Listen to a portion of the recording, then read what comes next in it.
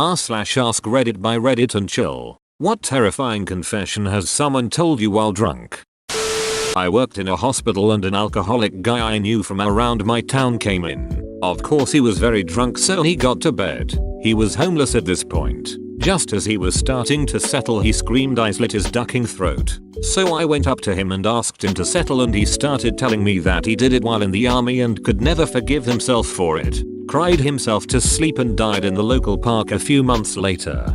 Just goes to show how little our country supports veterans who gave up their mental health to defend it. Yes, the thing that gets me is how homeless veterans is so common. How dare our country care so little about the people who fight for our country that they let them become homeless and go without proper therapy. It's a similar camp to doctors and essential workers now. Everyone says they're heroes. Nobody bothers to help them. Once at a college party, this big guy got upset, picked up the table and threw it across the room, shouting my uncle molested me. Everyone was terrified, but we all felt really bad for the guy.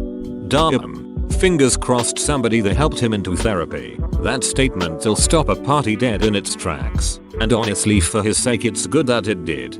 Yeah, it was heartbreaking when he started to break down and cry after realizing what had just happened. Needless to say, the party was over. Next party. Dude, let's not invite Joe this time. But seriously, I hope that the moment was cathartic for him, and now that it was out there, that he was then able to talk about it and find closure and justice.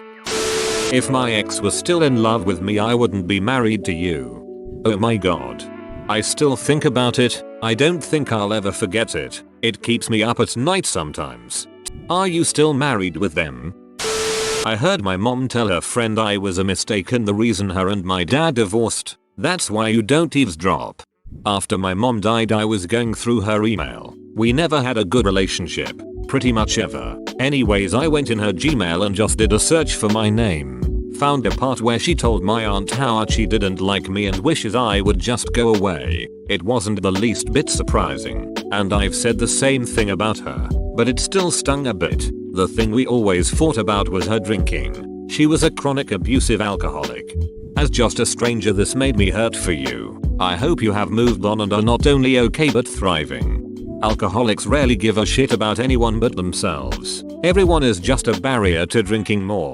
It's a horrible place to be and a worse place to witness. Sadly, I know whereof I speak. Hope you're doing okay. My sister's boyfriend at the time told me he thought he might have fallen for the wrong sister. Doesn't compare to most of these, but my sister is my best friend, and I was so scared he might ruin that. Edit. Since a lot of people have asked. No, I never told my sister about it. Another edit. They broke up very shortly after this. Because he was untrustworthy in other ways. He stole some money. She kicked him to the curb. Sounds like that shit was already ruined, lol. Neither of us ever mentioned it to her, but yeah, they broke up not long after for other trust issues. Namely, he was stealing from her. Not a great dude. Edit. My sister and I are fine. Closer than ever.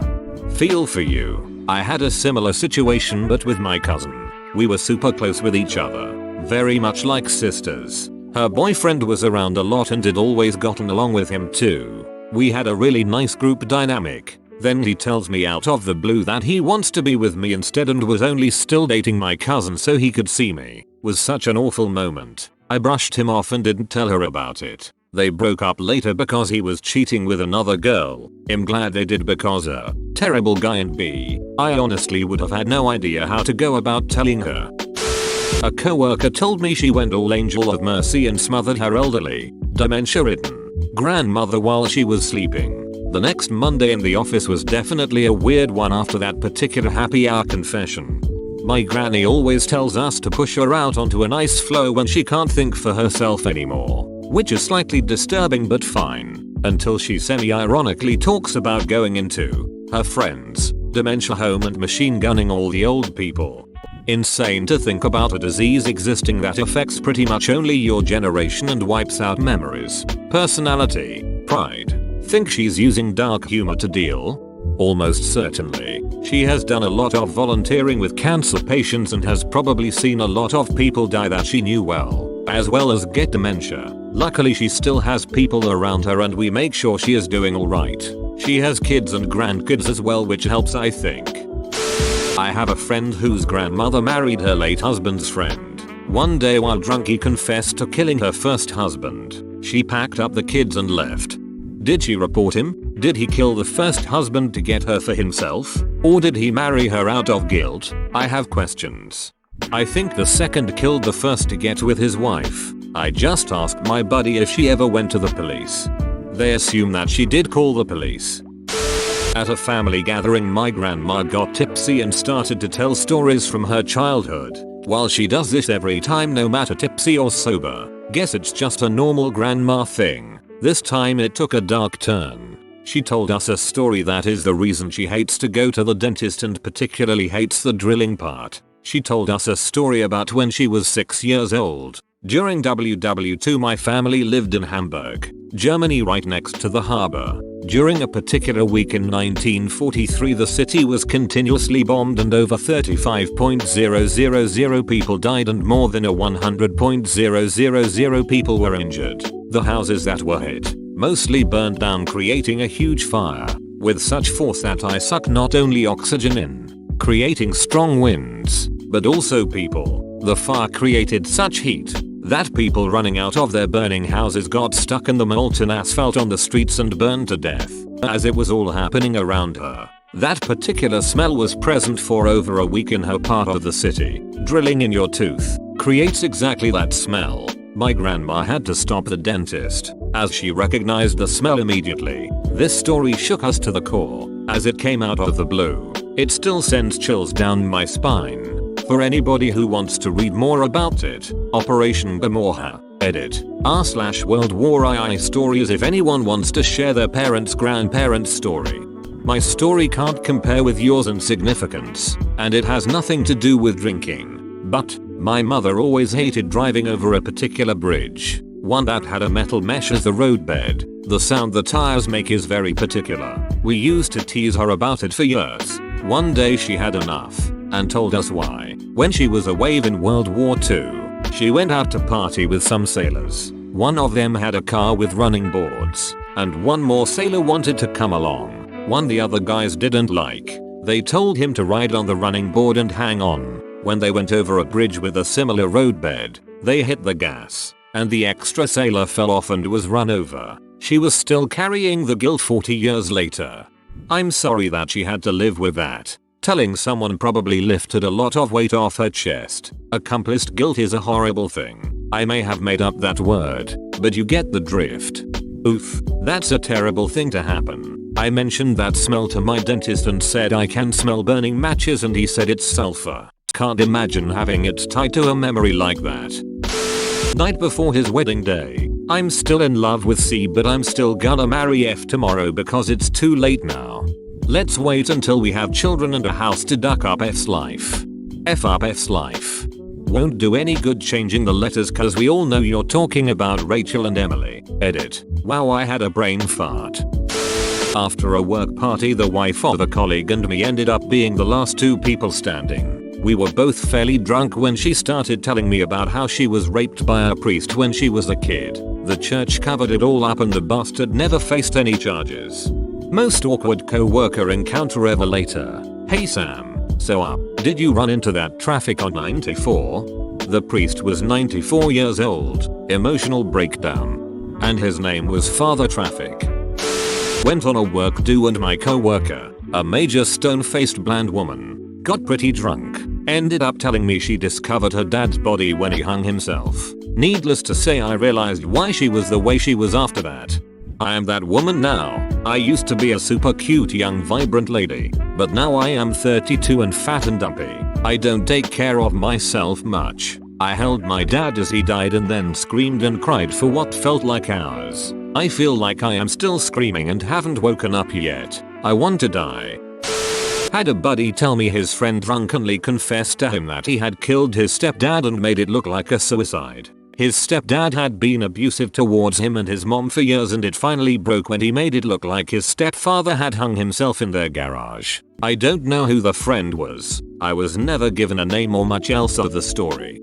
The second year after I graduated from HS, all of us in the graduating class, 22 total, went on a camping trip. One of the dudes got really drunk and we were just catching up when he confessed that to the whole class, that he killed his mom's BF. He was always come and go anyway. He was a truck driver, would regularly cheat and spend the night week with that woman. Rinse, wash, repeat. Him being mere was no cause for alarm. He also was abusive towards his mother. He has gotten into fights, pulling him off his mom. We all just looked at each other. The dude who was sitting closest to him just patted him on the back and we passed him the joint. I don't think anyone has brought it up since. A friend of mine died from a drug overdose. After the funeral, a mutual friend of ours and I were getting drunk when he broke down crying. He asked me if I remembered the time when he and our dead friend told me about an accident that they'd witnessed where they saw a truck driver die. I told him I did. He then told me the most ducked up shit. He said that our friend ran up to the dying man and stole his wedding ring, and that the man couldn't do anything but look up, terrified, at our friend as he was being robbed. I knew they were bad into drugs, but I never thought they could do anything like that. I grew up with them. They were like my brothers. I don't really trust anyone completely anymore.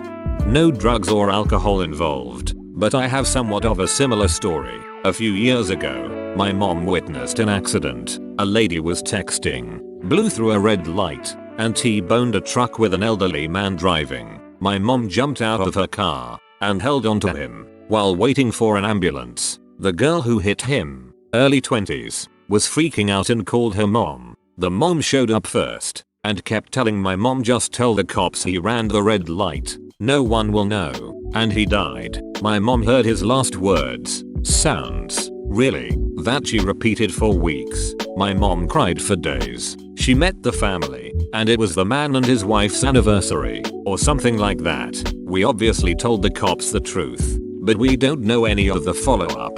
His obituary is framed on our wall. I hate to think the last thing he heard was just tell the cops this was his fault.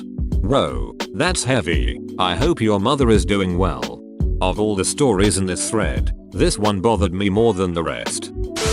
My ex told me that he had been molested by his sister between the ages of 6-11. She was 9-14. His dad walked in once and didn't do anything. His own family knew that he was being sexually abused for years and did absolutely nothing to protect him. I'm afraid it's likely that the sister was being molested by the father. She was the mom's daughter from another marriage and her first husband had molested her. My ex's dad was the second husband and no, he didn't touch her. He just didn't care that she touched his son. What is he and the sister's relationship like now? Did it badly affect him mentally? I had a male friend tell me he had raped me once when I was passed out drunk. I'm a straight male and had been friends with this guy for 15 years and had been drunk with him a lot. Since then I have found out a lot of messed up stuff about him. I'm so sorry that happened to you. Growing up gay in a small town, I was the only gay person I knew for most of my life up until adulthood. I get sick with guilt when I read stories like yours because of how inappropriate and pushy I was with a straight friend when I was a teenager. But I never would have assaulted him like that or touched him period without his consent. It's just that he was kind of all I had. It's hard to accept no gracefully when you're young and lonely. Maybe I'm just rationalizing what a dong I was. I'm sorry. I feel like I'm making what happened to you about me somehow. I hope you're okay. Life is just so goddamn ducked up sometimes. Thank you. I'm doing great and I've dealt with it. I have no bad feelings toward anyone and I've learned to understand people and why they do what they do. I have never let this affect my love and support for the LGBT community. When I was younger, one of my mates used to always look at me funny, and the ducker was only 3 years older than me, but for some reason he would wink at me and blow kisses at me and flick his tongue at me and always gave me a real weird feeling. I was only 16 at the time and it used to make me so ducking angry. I told my buddy about it and he said, now you must be imagining it. Then years later I heard the guy who used to do this to me had went to a house party and said to the host, don't duck me about or I will rape your wife and your bare needless to say the host went, grabbed a knife and carved the guy's face up.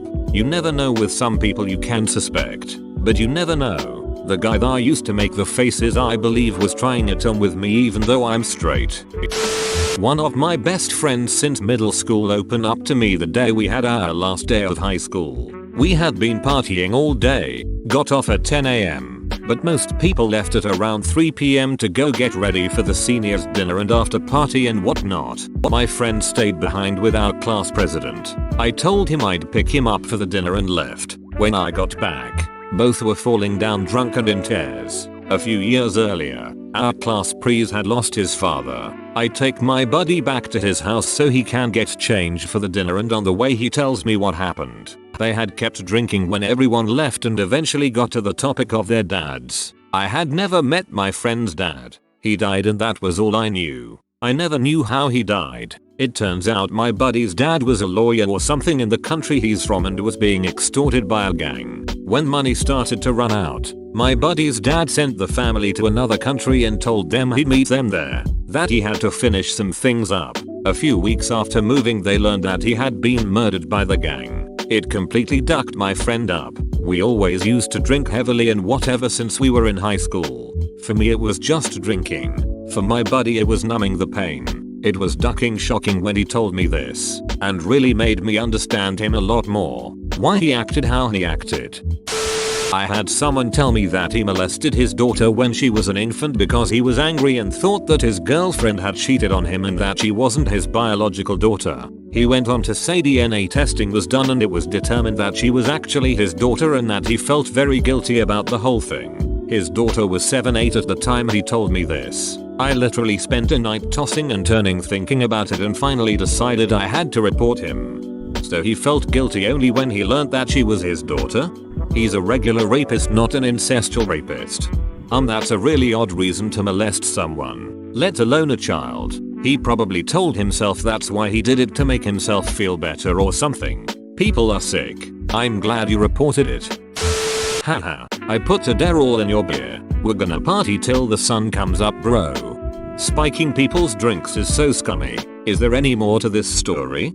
At one point he whipped out a knife and put a hole in the surprisingly thin bathroom wall of the dive bar. Shithead carved his name above it. I had a massive mood swing and got in a really nasty parking lot fight. I woke up with dried blood on my knuckles, heart beating out of my chest, and paralyzing anxiety. The guy was like the Kenny Barney of our friend group, always spastic and obnoxious, and taking things past the point of being entertaining. No one ever wanted to hang out with him one-on-one. I thought I was being a good guy by giving him a shot. This effectively got him ostracized from our friend group. More like the Bill Cosby of the group. A woman I went to school with was killed one night in really mysterious circumstances and no one could work out why or who did it. In the end, one of the officers investigating would spend hours, even days, sitting in his car just watching who walked past and the scene a lot. He got to know people's routines and even followed people. Most ended up walking to a house or a shop or a school nearby or a bus stop etc, but one guy he followed would walk to his house about 2 miles away and gave him some suspicious. So he waited outside his house one morning to see where he went before he walked past the murder scene. Turns out he went nowhere. He would just walk up to the murder scene and then home again. He ended up finding more out about the guy and he was a convicted sex offender. That wasn't enough though to go on, so he ended up making up a story and releasing to the press saying someone matching this description had been assaulted somebody and if there's any more victims please come forward. A woman came forward and said a man tried to drag her into a disused school one night. They shown her the picture and she said yes, that's him. Raided his house and found a blood-stained necklace and some hair in a wooden box that matched the woman from my school who got murdered. This detective, banking on a murderer returning to the scene of the crime, ended up solving 2 cases in one and putting a rapist and murderer away for life. That is some very good detective work. Yay, that's one badass detective for sure. My mother's first husband, the sperm donor. I was 16. She had just walked out that same day and he got extremely drunk and told me that I was never supposed to have been born and that I should have died with my brother. I asked him what he meant by my brother since I had no siblings and he confessed to beating the shit out of my mother when she was pregnant and she ended up in the hospital. I was born but my twin brother died in the womb. At the time my mother's English, she's Polish, was not good, so he claimed to doctors that she just fell down the stairs and threatened to have her deported and used me as blackmail if she ever told anyone. I followed her soon after. Once she had contacted me that she'd found a place to stay. I asked her if she had anything to tell me regarding my birth and she told me the same story. I guess that explains why I felt like I was missing a part of myself all my life. Whoa, sorry to hear that. A coworker was pretty inebriated when he told me that he hates his life. He hates his partner, and the only reason he's still married to her is because he loves his daughter and doesn't want to lose her. Hate to say this, but that's a huge drawback as a dad. Dads certainly don't get custody as much or treated as well in the court system. Getting a divorce could really mean you don't get to see your kids. A lot of guys stay in bad relationships because the thought of not seeing their kids every day is too much to handle. When I was 14, my mom took me and my sisters and a couple of our friends to the beach. My sister, 15, and I got our own room with our 2 friends and wound up meeting some boys and getting drunk. My sister's friend, 15F, was really drunk and got super upset and confessed that her stepfather had been sexually molesting her, raping her, for years. Really horrible stuff. It sobered everyone up fast. We rallied around her, told her we were there for her, yada yada. But when we got home from the beach trip a few days later, I knew I needed to tell my mom. After I told my mom, she got the state police involved. There was a trial, and the man wound up sentenced to 8 years in prison. It turned out he was doing it to the younger sister as well. Ducking like and subscribe.